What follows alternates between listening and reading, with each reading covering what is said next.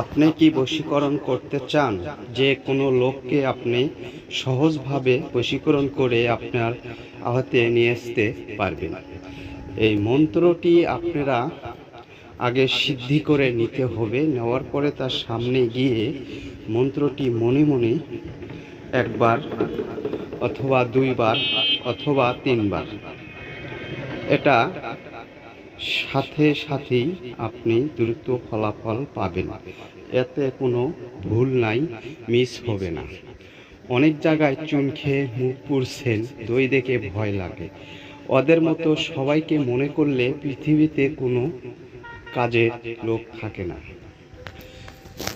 তা আশা করি অনেক প্রতারণা হয়েছেন বা ব্যর্থ হয়েছেন, কোনো ফল পাননি। তা আজকের এই ভিডিওটি খুবই দ্রুত ও কার্যকারী ফল পাবেন। একটিবার আপনারা করলেই বুঝতে পারবেন যে এর ফলাফল কতটুকু ও কত কার্যকারী।